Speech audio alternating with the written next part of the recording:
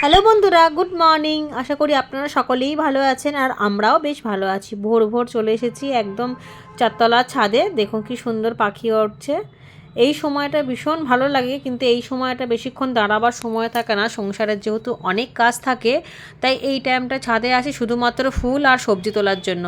আর এখান থেকে অনেক কপি তুলে খাওয়া হয়ে গেছে, বাকিগুলো একটু ছোট ছোট। আর শাক ঠাকগুলো মোটামুটি তোলা হচ্ছে। তো আজকেও দেখি কি সবজি তোলা যায়। তো এদিকের বাঁধাকপিগুলো দেখুন সব কটাই ফুল আসতে শুরু করে দিয়েছে। প্রথম ক্ষেপেরগুলো তো খাওয়া হয়ে গেছিলো, এটা সেকেন্ড আর কিছুটা থার্ড আছে। তো মোটামুটি অনেক দিন পর্যন্ত চলবে, যেহেতু ঠান্ডাটা খুব একটা না থাকলেও মোটামুটি তো রয়েছে, তাতেই চলবে।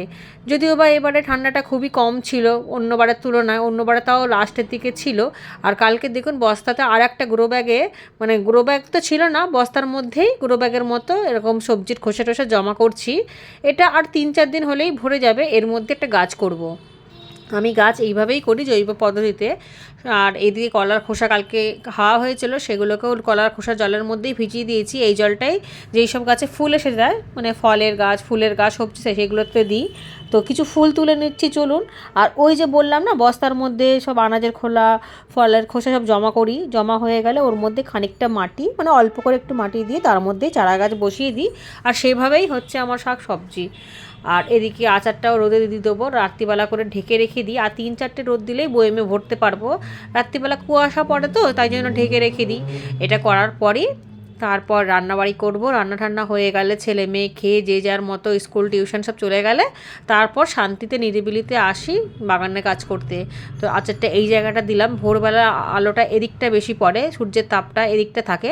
পরে আবার সরিয়ে দেবো যখন রান্না ঠান্না করে আসবো। আর আজকে কিন্তু অনেকগুলোই কুমড়ো ফুল ফুটেছে। রোজই একটা দুটো ফোটে, কিন্তু আজকে দেখলাম সবথেকে বেশি ফুটেছে।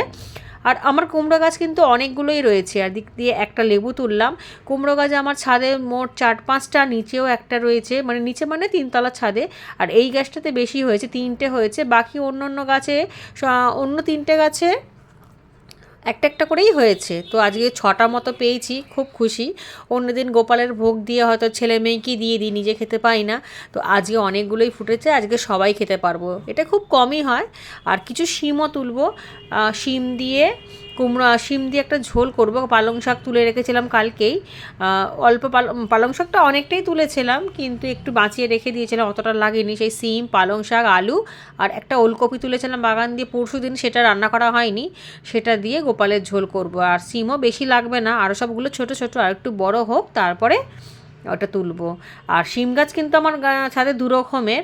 একটা হচ্ছে হাইব্রিড, ছোট ছোট, যেগুলো ছোট গাছের মধ্যে এসে যায়। আর একটা হচ্ছে যেই সিমগুলো আমরা বাজারে খাই, দেশি সেরকম। আর এটা দেখুন সয়াবিনের বীজ 2 ঘন্টা ভিজিয়ে রেখেছিলাম। এই ডালটা করব গোপালের জন্য নিরামিষি। সেদ্ধ করে নেবো হিং ফোড়ন দিয়ে, জিরে গুঁড়ো, ধনে গুঁড়ো দিয়ে নামিয়ে নেবো।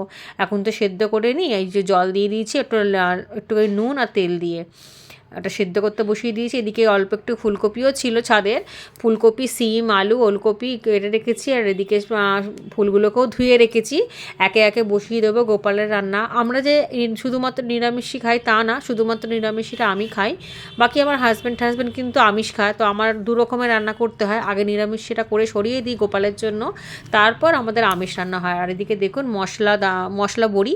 এটা কিন্তু ফুলে যায় তরকারিতে দিলে অনেকটাই, তাই বেশি দিলাম না। যেহেতু ভেজ তরকারিতে বেশি কেউ খেতে চায় না, আমি শুধু খাই আর আমার মেয়ে খায়। আর ছেলেটাকেও বললেও খায়, তবে আমার হাজব্যান্ড একদমই খায় না। তো কড়ার মধ্যে আমি একটুখানি পাঁচফোড়ন আর একটুখানি লঙ্কা ফোড়ন দিয়ে এর মধ্যে সমস্ত সবজিগুলোকে ভেজে নিচ্ছি। আর ওলকপিটা আমি একটু ভাপিয়ে নেবো, কারণ ওলকপি একটুখানি কেমন গন্ধ গন্ধ লাগে, আমি একটু ভাপিয়ে নেবো। ঝোলটা দেখুন এর মধ্যে কিছুই দিইনি, নুন, হলুদ, জিরে, ধনে, একটু গুঁড়ো গুঁড়ো, ব্যাস। আর বড়ি দিয়ে নামিয়ে নিয়েছি। এদিকে চালের গুঁড়ো আর বেসন দিয়ে, কালো জিরে দিয়ে, নুন আর একটু তেল দিয়ে ফেটিয়ে বড়াগুলো ভাজতে দিয়ে দেবো। গরম গরম ভাজা হলে গোপালকে ভোগ দেবো, তারপর ছেলে মেয়ে খেয়ে পড়া টিউশনে চলে যাবে। এদিকে দেখুন কড়াতে, আর এতে এত তেল লাগে, খেতে ভালো হলে কি হবে, অনেক তেল লাগে। আর এদিকে সয়াবিনের ওই দানাটা, বীজটাও সেদ্ধ হয়ে গেছে। এটাকেও হিং ফোড়ন দিয়ে আর একটু শুকনো শুকনো মতো করলাম, কারণ সব কিছু ঝোল ঝোল ভালো লাগে না। আর এদিকে দেখুন গোপালের রান্না পুরো রেডি। তো আজকে গোপালকে এটাই দেবো, এই যে অল্প ধনে জিরে গুঁড়ো দিয়ে হিং ফোড়ন দিয়ে ডালটা করে নিয়েছি, সয়াবিনের ডাল। আর এদিকে হচ্ছে সবজি দিয়ে, বড়ি দিয়ে একটা তরকারি, আর একটা গাছের লেবু অর্ধেকটা দিয়েছিলাম কোন একটা তরকারি তরকারিতে। আর এই যে গোপালের ভোগ রেডি। তো ঠিক আছে বন্ধুরা, আজকের ব্লগটা আমি এখানেই শেষ করলাম। আশা করি আমার এই ছোট ছোট ভিডিওগুলো আপনাদের ভালো লাগবে, আর ভালো লাগলে প্লিজ একটু লাইক কমেন্ট করে দেবেন।